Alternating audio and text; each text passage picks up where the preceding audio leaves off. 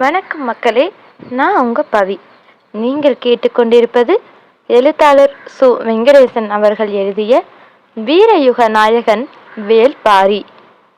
அத்தியாயம் 47. புதிய விற்பனுக்கு பெண் பார்க்கும் நிகழ்வு 2 ஆண்டுகளுக்கும் மேலாக நடந்தது. பாண்டிய நாட்டுக்கு இளவரசியாகவும் பின்னாளில் பேரரசியாகவும் முடிசூட்டப்பட போகிறவளை தேர்வு செய்ய எத்தனையோ வழிமுறைகளும் விதிமுறைகளும் இருக்கின்றன.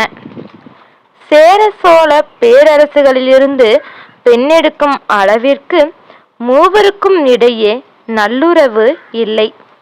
அதே நேரம் சிற்றரசர்களிடம் இருந்து பெண்ணெடுப்பது பேரரசுக்கு அழகன்று.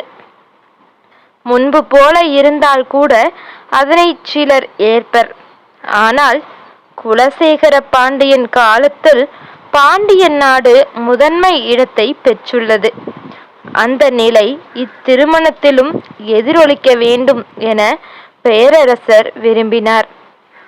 வெவ்வேறு நாட்டைச் சேர்ந்த இளவரசிகளை போய் பார்த்து திரும்பியது பாண்டியன் நாட்டுக்குழு. அவர்கள் சொல்லும் ஆலோசனைகளை அரண்மனைவாசிகள் ஏற்க மறுத்தனர். செல்வச் செழிப்பான நாட்டின் இளவரசிகளையும் பார்த்த கணமே ஆண்கள் மயங்கும் பேரழகிகளையும் அவர்கள் நிராகரிக்கத்தான் செய்தார்கள். எதனால் இப்படி செய்கிறார்கள் என்பது முதலில் விளங்காமல் இருந்தது. பின்னர்தான் செய்தி மெல்ல கசிய தொடங்கியது. புதிய விற்பன் உயரத்தில் சற்றே குறைந்தவன். அவனை விட உயரமான பெண் எவ்வளவு அழகியாக இருந்தாலும் புதிய விற்பன் ஏற்பதில்லை, நிராகரித்து விடுகிறான். ஆனால் அவனது உயரத்துக்கோ அல்லது அவனை விட உயரத்தில் சற்றே குறைவான உயரமுள்ள பெண்ணையோ தேர்வு செய்தால் பேரரசர் ஏற்றுக்கொள்வதில்லை. அவர் நிராகரித்து விடுகிறார். இளவரசர் நிராகரிக்க காரணம் இருப்பதைப் போல பேரரசர் நிராகரிப்பதற்கும் காரணம் இருக்கத்தான் செய்தது. வணிகம் தொடங்கி பாதுகாப்பு வரை ஒரு நாட்டில் அளவைகள் மிக முக்கியமானவைகளாக இருக்கின்றன. பேரரசின் நிர்வாகத்துக்கு மிக முக்கியமானவை கணக்குகளே. நிலவியல் சார்ந்த கணக்குகளுக்கு அடிப்படையாக நீட்டல் அளவைகள் இருக்கின்றன. நீட்டல் அளவையின் அடிப்படையாக கோள் அளவு இருக்கிறது. கோள் அளவினை கொண்ட குறிப்புகளே அரசின் கணக்குகளாக பாதுகாக்கப்படுகின்றன. ஒரு கோள் எவ்வளவு நீளமுடையதாக இருக்க வேண்டும் என்ற கேள்வி வந்த பொழுது நாட்டினை ஆளும் பேரரசரின் கைமுழ அளவே கோளின் அளவு என்று முடிவாகியுள்ளது. பல நாடுகளிலும் இதுவே வழக்கமாகவும் இருக்கிறது. பேரரசர் குலசேகர பாண்டியனை விட புதிய விற்பன் குள்ளமானவனாக இருப்பதால் கைமுழ அளவும் குறைவானதாகவே இருக்கிறது. இது எதிர்காலத்தில் பல மாற்றங்களுக்கும் குழப்பங்களுக்கும் காரணமாக அமையப்போகிறது என்பதை அரண்மனையில் பலரும் பல காலமாக இரகசிய குரலில் பேசிக் கொள்கின்றனர். இது அவ்வப்போது பேரரசரின் காதுக்கும் போய் சேருகிறது.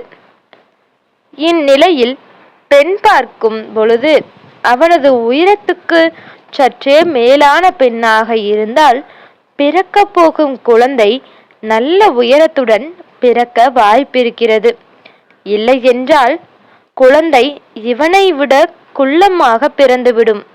அது நாட்டின் எதிர்காலத்தில் குழப்பத்தை இன்னும் அதிகமாக்கும்.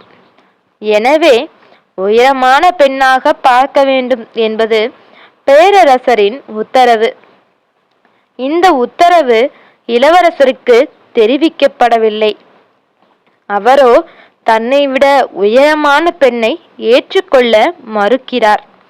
இதனால் தேர்வு செய்யும் எந்த பெண்ணும் முடிவாகாமலே போகிறாள். தந்தையின் முடிவும் மகனின் முடிவும் இருவேறு விதமாக இருப்பதால் பெண் பார்க்கும் பணியில் ஈடுபட்டவர்கள் பெருங்குழப்பத்தில் சிக்கி தவித்தனர். இந்நிலையில்தான் சூழ்கடல் முதுவனின் மகள் பொச்சுவையை நமது இளவரசருக்கு மணமுடித்தால் என்ன என்ற கேள்வி எழுந்தது. இதே கேள்வி சோழ நாட்டு அரண்மனையிலும் பேசப்படும் செய்தியும் வந்து சேர்ந்தது. சூழ்கடல் முதுவனின் செல்வச் செழிப்பும் யவன அரசாட்சியுடனும் யவன வணிகர்களுடனும் அவருக்கு இருக்கும் தொடர்பும் சாத்துக்களின் தலைவன் என்ற பெரும் பதவியும் யாரையும் ஈர்க்கும் தன்மை கொண்டவை. எனவே இதில் நாம் முந்திக் கொள்ள வேண்டும் என்று பேரரசர் நினைத்தார். இளவரசன் புதிய வெப்பனோ அப்பெண்ணை பற்றிய எந்த விவரத்தையும் கேட்கக்கூட ஆயத்தமாக இல்லை.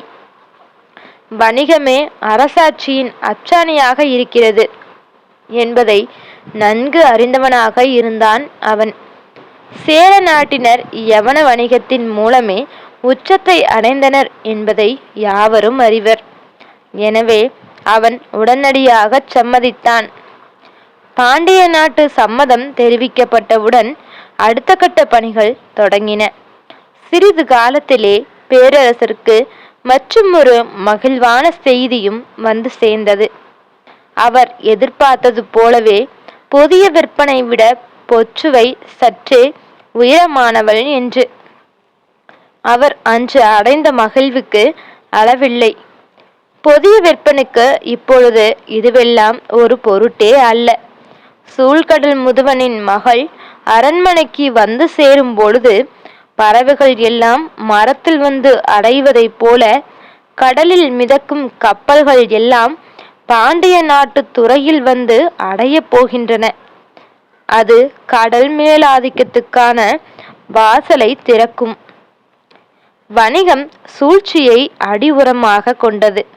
அது கொடுத்து வாங்கும் இரு கைகளுக்குள்ளும் குருதியை போல் ஓடுவது. சாத்துக்களின் பெருந்தலைவன் பல நாடுகளின் அரசியல் அறிந்தவனாக இருப்பான்.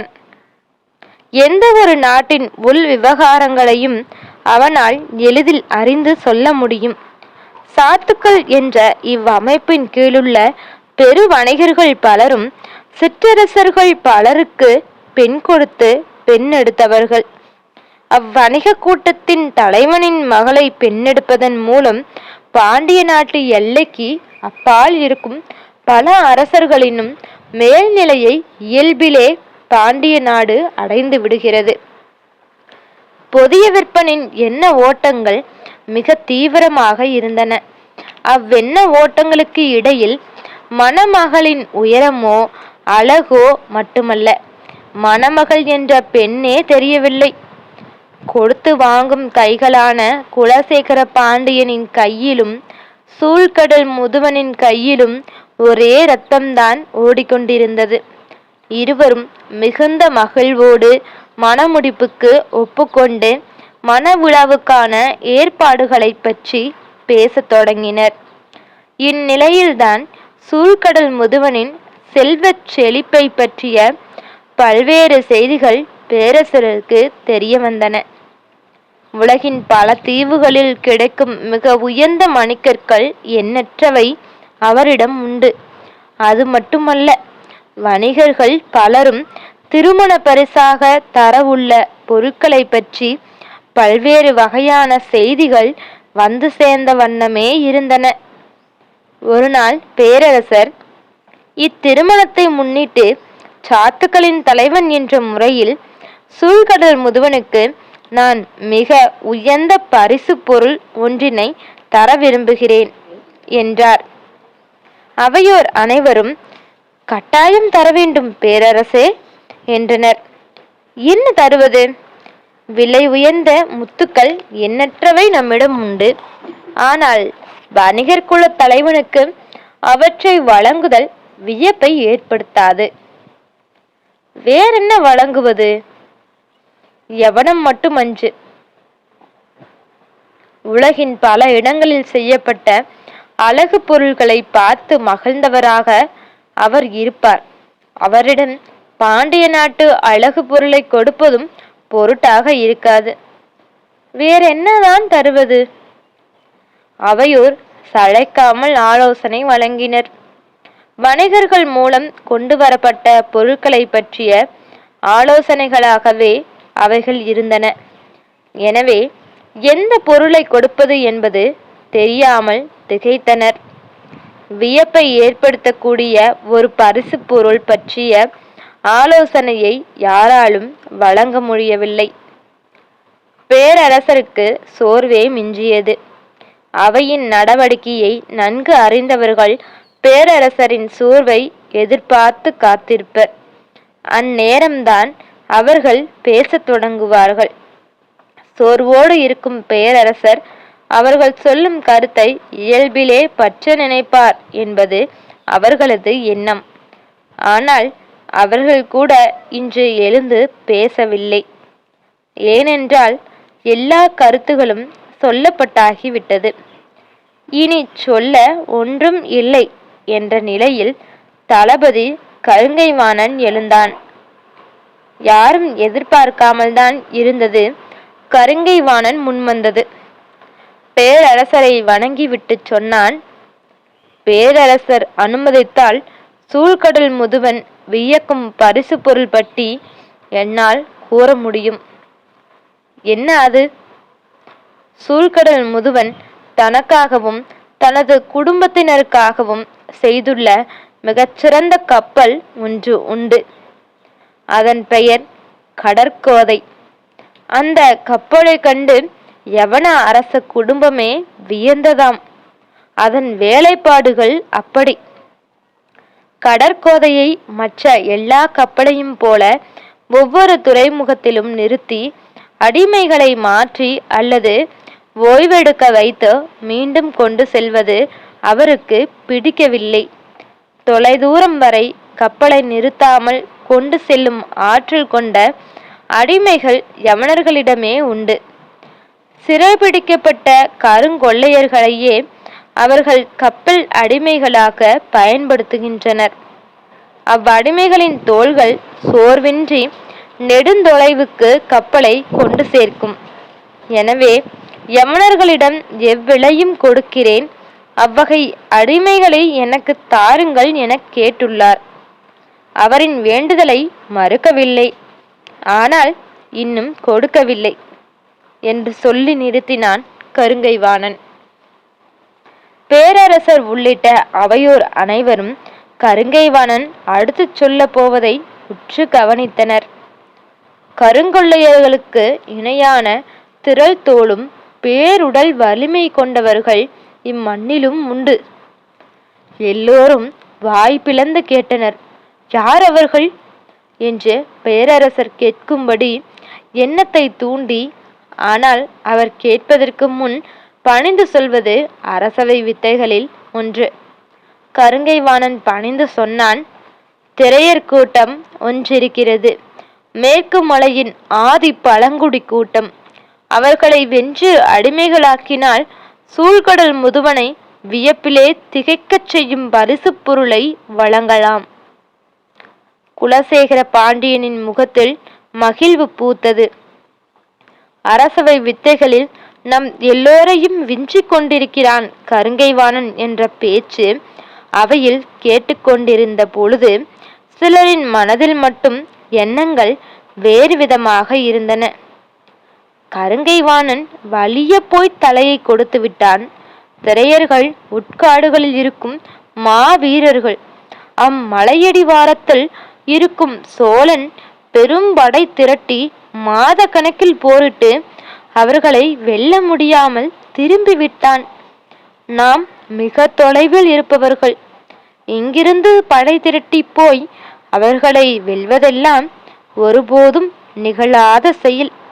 கருங்கைவாணன் தன் பெயரை தானே கெடுத்து கொள்ள வழி அமைத்துக் கொள்கிறான் என்று கருதினர்.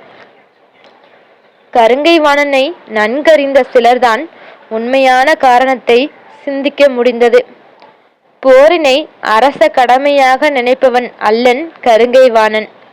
அவனுக்கு அதுதான் செயல், சிந்தனை, வாழ்வு எல்லாம். போரின் அனைத்து முகத்தையும் அறியும் அவனது ஆவல் ஒருபோதும் குறைந்ததில்லை. தனது வீரர்களுக்கு எதிரியை வைத்து போரினை பயிற்றுவிக்கும் வேலையை ஒவ்வொரு போர்க்களத்திலும் செய்பவன். மிகச்சிறந்த எதிரிகளை தேடி களம் அமைத்து கொண்டே இருப்பவன். திரையர்களின் வீரம் பற்றி எண்ணற்ற கதைகளை கேட்டு வளர்ந்தவன்தான் கருங்கை வாணன். இன்று உலகம் போற்றும் பாண்டி நாட்டு தளபதி. ஆனாலும் கதைகள் உருவாக்கி வைத்திருக்கும் பகை ஒருபோதும் அழியாது. பகை மட்டுமே வீரத்தின் விசையை கூட்டவல்லது. பகையின்றி ஒருவன் வீரனாக உயிர் வாழ்ந்துவிட முடிவதில்லை. கருங்கை வாணன் எல்லா போரிலும் வெற்றியை தழுவினான். ஒரு நிலைக்கு பின் வெற்றி ஏற்படுத்தும் சுவை பழக்கப்பட்டதாக மாறிவிடுகிறது. அது இன்னொரு செய்தியாக தன்னை தானே கீழிறக்கிக் கொள்கிறது. பழக்கப்பட்டதை மீறி புதிய சுவைக்கான விருப்பத்துடனே போர்க்களத்தில் அலைந்து திரிபவன் கருங்கை வாணன். அவனது மனதில் சிறு குழந்தையாக இருந்த பொழுது விதைக்கப்பட்ட ஆதி விதையாக திரையர்களின் வீரம் இருந்தது. அவர்களை வெல்லும் அவனது ஆவேசம் பெருகி கொண்டேதான் இருந்தது. ஆனால் எந்த ஓர் அரசும் விலையில்லா இழப்பை தளபதியின் விருப்பத்தின் பொருட்டு சந்திப்பதில்லை. அதுவும் குலசேகர பாண்டியன் போன்றதோர் அறிவு கூர்மையுள்ள பேரரசனிடம் எளிதில் ஒப்புதலை பெற்றுவிட முடியாது. ஏனென்றால் எவ்வித நிலவியல் தொடர்பும் அரசியல் தொடர்பும் இல்லாத காட்டுப்பகுதிக்குள் திரையர்கள் இருக்கிறார்கள். காத்திருந்த கருங்கை வாணன் சரியான வாய்ப்பை பயன்படுத்தினான். சூழ்கடல் முதுவனின் பொருட்டு பாண்டிய படையின் பெரும் அணிவகுப்பு வடதிசை நோக்கி நகரத் தொடங்கியது. கதையும் பகையும் வனம் நோக்கி நகர்ந்தன. பெரும் யானை படையோடு புறப்பட்டு போனான் கருங்கை வாணன். திரையர்களை போரிட்டு வீழ்த்துவது எளிதான காரியமல்ல. அவர்களிடம் போரிட்டு சோழன் தோல்வியை தழுவினான் என்பது அனைவருக்கும் தெரியும். ஆனால் அப்போரின் மூலம் கற்றவைகளே மிக முக்கியமானவை. திரையர்கள் எண்ணிக்கையில் மிக குறைந்த கூட்டம். அவர்களை நேர்போரில் தோற்கடிக்க முடியாது. அப்போரில் பங்கெடுத்த இரண்டாம் நிலை தளபதியான திதியனை விலைக்கு வாங்கினான் கருங்கை வாணன். அவனிடமிருந்து பல செய்திகள் கிடைத்தன. சோழர் படை போரிலே தோற்றது. ஆனால் திரையர்களின் எண்ணிக்கையில் சரிபாதியை அது அளித்தது. எனவே மிக விரைவாக இன்னொரு தாக்குதலுக்கு திட்டமிடுவோம் என்று அவன் மன்னனுக்கு தெரிவித்துள்ளான். சோழ மன்னன் சிங்கன சோழனோ அதனை ஏற்கவில்லை. திரையர்களை வீழ்த்த முனைவது வீண் வேலை என்று மறுத்துவிட்டான். திதியன் வழங்கிய ஆலோசனையின் படிதான் கருங்கை வாணன் படை நடத்தி செல்கிறான். கார்காலத்தின் முன்மழை கொட்டத் தொடங்கியது. திரையர்கள் வசிக்கும் மலைப்பகுதியில் மழையின் கால அளவு சற்று முன்னதாகவே வேகம் கொள்வதாக இருந்தது. அதனை கணித்துத்தான் திதியன் கூட்டிச் சென்றான். ஆற்று வழி பாதையில் கவச வீரர்கள் அணிவகுக்க யானைப்படை மேலேறி சென்றது. சரிபாதி தொலைவு ஆற்று வழி பாதையில் மேலேறி சென்றதும் அடைமழை தொடங்கியது. அதற்காகத்தான் திதியன் காத்திருந்தான். அடைமழை தொடங்கியவுடன் ஆற்று வழியில் இருந்து கரை ஏறினான். எந்த கணமும் வெள்ளம் பெருகி வரலாம் என்பது மட்டுமல்ல காரணம். அடைமழையின் பொழுது யானைப்படை காடறுத்து முன்னேறி வருவதை கண்டறிதல் கடினம். திதியன் கணித்ததைப் போலவே அடைமழை காடு கரைவதைப் போல கொட்டியது. முதல் நாளினை விட இரண்டாம் நாளும், இரண்டாம் நாளினை விட மூன்றாம் நாளும் அதன் தன்மை அதிகரிக்கவே செய்தது. அடைமழையின் தன்மை மிக கடினமாக இருந்ததால் திரையர்கள் குடில் விட்டு வெளிவராமலே இருந்தனர். சிலர் மலை குகைக்குள் அடைந்து கிடந்தனர். கவச வீரர்களை கொண்ட கருங்கை வாணனின் யானைப்படையை திரையர்களின் குடிக்கு கொண்டு வந்து சேர்த்தான் திதியன். குடிலின் அருகே யானையின் பிளிரல் கேட்டபொழுது ஒரு கிழவன் மட்டும் வேய்ந்த கூரையை விளக்கி பார்த்தான். யானைகளின் எண்ணிக்கை மிக அதிகமாக இருந்தன. கொட்டும் மழையின் சத்தத்தோடு காற்றும் சேர்ந்து கொண்டது. பயிற்சி பெற்ற யானைகள் அவ்வெளிய குடிலை சுழற்றி எறிந்தன. உள்ளுக்குள் இருந்தவர்கள் என்ன நடக்கிறது என்பதை அறியும் முன்னே இரும்பு வலை பின்னல்களை கொண்டு வீசி பிடிக்கப்பட்டனர். குடிலுக்கு பதில் கூர்முனை கொண்ட இரும்பு வலைப்பின்னல்களால் போர்த்தப்பட்டனர். உள்ளுக்குள் இருந்த யாரும் துளி அளவும் அசைந்தாலும் இரும்பின் கூர்முனை கிழித்து உள்ளிறங்கிக் கொண்டிருந்தது. குடில்கள் ஒவ்வொன்றாக தாக்கப்பட்டன. திரையர்குடி வீரன் 4 பேர் கூட எந்த கணமும் ஒன்று சேர முடியவில்லை. குடிலுக்குள்ளிருக்கும் ஆண்களை கவசம் அணிந்த 20 வீரர்கள் ஒன்று சேர்ந்து தனியே பிரித்தனர். அவ்வாறு பிரிக்கும் போதுதான் மோதல் உக்கிரங்கொண்டது. கவச வீரர்கள் நாலாபுறமும் சிதறியபடியே இருந்தனர். ஆனால் அவர்களின் கண்முன்னே குடும்பத்தினரின் மேலெல்லாம் இரும்பின் கூர்முனை குத்தி கிழித்தபடி இருக்க காண சகிக்காது போரிட்டு வீழ்ந்தனர். வெட்டி வீசப்பட்டவர்களின் எண்ணிக்கை மிக குறைவு. வீறு கொண்டு தாக்கிய சிலர்தான் கொன்றளிக்கப்பட்டனர். மற்ற எல்லோரும் சிறை பிடிக்கப்பட்டனர். கதறல் ஓலம் மேலில எக்கட்டத்திலும் அடைமழை வாய்ப்பு கொடுக்கவில்லை. சரியான திட்டமிடலோடு வந்த திதியன் மிக துல்லியமாக தாக்குதலை நிறைவேற்றினான். அதற்கு அடிப்படையாக இருந்தது கருங்கைவாணனின் துணிவு. இக்காட்டின் உச்சியில் இருக்கும் திரையர்களை பிடித்துவிட முடியும் என்று தளபதிக்கு துணிவு வருதல் எளிதல்ல. சோழன் அத்தனை 1000 படை வீரர்களை திரட்டி வந்து தாக்குதல் நடத்தி தோற்றான். அவனின் தாக்குதல் நிகழாமல் இருந்திருந்தால் இவ்வெற்றி சாத்தியமில்லை. திரையர்களின் எண்ணிக்கை சரிபாதி குறைந்திருக்காது. அவர்களின் இருப்பிடம், வழித்தடம், காலநிலை பற்றிய செய்திகள் எவையும் கிடைத்திருக்காது. சோழனின் படையெடுப்பே இவ்வெற்றிக்கு காரணம். ஆனால் வெற்றியை அறுவடை செய்தது பாண்டிய படை. குடில்கள் எல்லாம் அழிக்கப்பட்டு ஆண், பெண், குழந்தைகள் எல்லாம் சிறைபிடிக்கப்பட்டுவிட்டனர். பிடிப்பட்ட ஆண்களின் கழுத்தில் இரும்பு வளையங்கள் தொங்க கை கால்களுடன் அவை பிணைக்கப்பட்டன. வீரர்கள் அருவராக இணைக்கப்பட்டு யானையின் மேல்வாரச் சங்கிலிகளுடன் இறுக கட்டப்பட்டனர்.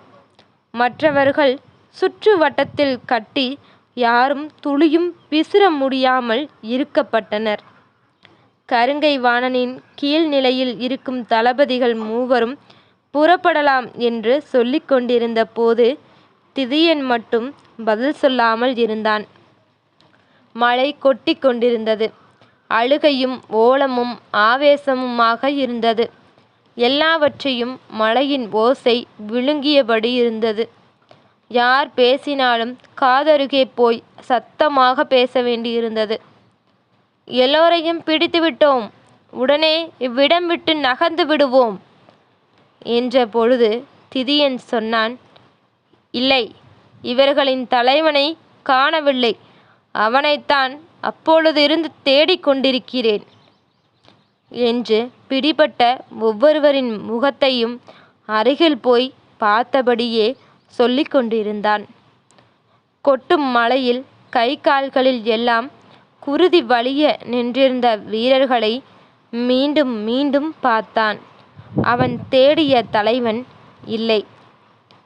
அவன் இல்லையென்றால் என்ன, கிடைத்தவர்கள் போதுமே, நாம் புறப்படலாம் என்று மற்றவர்கள் சொன்னபொழுது திதியன் சொன்னான், அவனை இவ்விடம் வைத்து கைது செய்ய வேண்டும் அல்லது கொன்று முடிக்க வேண்டும். அவ்வாறு செய்யாமல் நாம் புறப்பட்டால் காட்டினை விட்டு கீழிறங்கும் போது நம்மில் ஒருவர் கூட உயிரோடு இருக்க மாட்டோம். திதியன் சொன்ன பின்புதான் ஆபத்தின் அளவு புரிந்தது. இது அவனது காடு. அவனோடு 5 வீரர்கள் இருந்தால் போதும். நமது மொத்த படையையும் அழித்து விடுவான். மலைச்சரிவுகளில் ஆடுகளைப் போல நமது யானைகள் உருண்டு செல்வதை பார்க்க நீங்கள் ஆசைப்படுகிறீர்களா எனக் கேட்டான். அனைவரும் விக்கித்து நின்றனர். எனது படையின் 500 வீரர்களையும் அழித்தவன் அவன். கேட்பவர்களின் நெஞ்சில் அச்சம் பரவி கொண்டிருந்தது. அவனை பிடிக்க இதுவே ஏற்ற இடம். அவனை இவ்விடம் வரவைத்தால் மட்டுமே நாம் வெல்ல முடியும். இவ்விடம் விட்டு நகர்ந்தால் அவனது தாக்குதலை நம்மால் சந்திக்க முடியாது. மழை கொட்டி கொண்டிருந்தது. பிடிபட்ட வீரர்கள் ஆவேசங்கொண்டு கத்தியபடி பிணைக்கப்பட்ட இரும்பு கம்பிகளை வளைத்து நொறுக்க முயன்று கொண்டிருந்தனர். திதியனின் மனதில் பகை கொழுந்துவிட்டு எரிந்து கொண்டிருந்தது. எப்படியும் இன்று அவனை சிறைபிடிக்காமல் இவ்விடம் விட்டு நகரக்கூடாது என்பதில் உறுதியாக இருந்தான். பல்வேறு வகையில் சிந்தித்த அவன் இறுதியாக ஒரு முடிவுக்கு வந்தான். அவனுக்கு குழந்தைகள் உண்டு என்று கேள்விப்பட்டுள்ளான். அது நினைவுக்கு வந்த கணம் ஆவேசங்கொண்டு கத்தினான். அவனது குழந்தை எதுவென சொல்லவில்லை என்றால் எல்லா குழந்தையையும் வெட்டி வீசுவேன் என்று சொல்லிக் கொண்டிருக்கும் போது அது நிகழ்ந்து கொண்டும் இருந்தது. யாரும் சிந்திப்பதற்கு கனப்பொழுது கூட அவன் நேரம் வழங்கவில்லை. வார்த்தைகள் முடியும் முன் செயல்கள் நிகழ்ந்து கொண்டிருந்தன. ஒரு கட்டத்தில் அவனது சினம் கண்டு கருங்கைவாணனே அதிர்ந்தான்.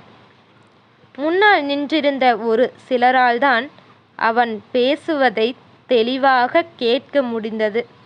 மற்ற எல்லோரும் அவனது செயலைக் கண்டு வெறியேறியபடி கத்திய பொழுது முன்னால் நின்றிருந்த பெண்ணொருத்தி தலைவனின் 3 குழந்தைகளையும் அடையாளம் காட்டினாள். 3 குழந்தைகளின் இடது கால்களையும் ஒன்றாய் கட்டி மரத்தின் உச்சிக்கு தூக்கினான் திதியன்.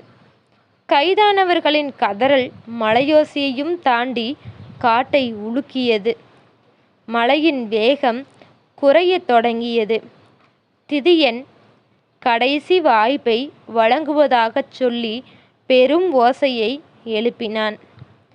அவனது வீரர்கள் மர உச்சியில் தொங்கவிடப்பட்ட குழந்தைகளை நோக்கி அம்பெய்ய ஆயத்தமாயினர். கைதான வீரர்களின் ஆவேசம் அடக்க முடியாதபடி இருந்தது.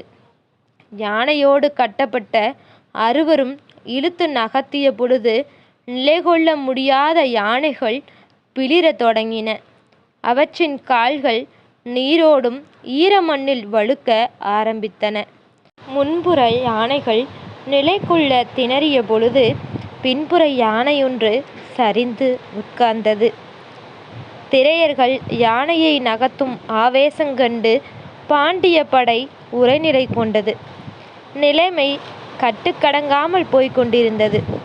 ஆனால் திதியன் எதற்கும் கலங்கவில்லை. அவனது வெறி கருங்கைவாணனையே அஞ்சச் செய்தது. திதியனோ கருங்கைவாணன் உள்ளிட்ட யார் முகத்தையும் பார்க்கவில்லை. யார் உத்தரவையும் கேட்கும் நிலையிலும் இல்லை. இந்த கணத்தை இழந்துவிடக்கூடாது என்பதில் உறுதியாக இருந்தான். வில்லேந்திய வீரன் ஒருவனை மட்டும் தனியாக நிறுத்தி ஆயத்தமாகச் சொன்னான். கயிற்றில் கட்டி தொங்கிக் கொண்டிருந்த 3வரில் ஒருவனை நோக்கி அவன் குறிபார்த்தான். அதனை கவனித்த திதியன் ஆவேசங்கொண்டு அவனது முகத்தில் தாக்க முற்பட்டான். நான் ஒரு குழந்தைக்கு குறி வைக்கச் சொல்லவில்லை. கட்டி தொங்கவிடப்பட்டிருக்கும் கயிற்றுக்கு குறிவை. உனது ஒற்றை அம்பு அக்கயிற்றை அறுத்துச் செல்ல வேண்டும். 3வரும் கீழே விழுந்து சிதறிச் சாக வேண்டும். பதறிய கவச வீரன் அம்பின் நுனியை சற்றே மேலே உயர்த்தி ஆடியபடி இருக்கும் கயிற்றுக்கு குறிபார்த்தான். பெண்கள் கதறி துடித்தனர். அடுத்து நிகழப்போவதை எண்ணுவதற்குள் நிகழ்த்தி முடிப்பான் என்பதை அவர்கள் அறிந்ததால் அக்கொடுஞ்செயலால் உயிர் கலங்கினர். அப்பொழுது என்ன ஓசை கேட்டதென கருங்கைவாணனுக்கோ திதியனுக்கோ புரியவில்லை. ஆனால் கதறும் பெண்கள் தங்களின் அழுகையை நிறுத்தினர். யானையை இழுத்து நகர்த்தி கொண்டிருந்த திரையர்குல ஆண்கள் தங்களின் ஆவேசம் அடக்கினர். கன நேரத்தில் முழு ஓசையும் அடங்கியது. கயிற்றில் தொங்கும் 3 சிறுவர்களின் ஓசை மட்டுமே கேட்டது. அம்பினை இழுத்தபடி நின்ற கவச வீரன் அப்படியே நிறுத்தினான். திதியனும் கருங்கைவாணனும் உற்று பார்த்து கொண்டிருந்தனர். எங்கிருந்து என்ன குறிப்பு வந்தது என்பது தெரியாமல் விழித்தனர். ஆனாலும் திதியன் தினவோடு நின்றான். தனது குலமே சிறைப்பட்டு நிற்கும் கொடுமையை காணச் சகிக்காது கையறு நிலையில் வேறு வழியே இன்றி புதர் விலக்கி வெளிவந்தான் திரையர் குலத்தலைவன் காளம்பன். தொடரும்.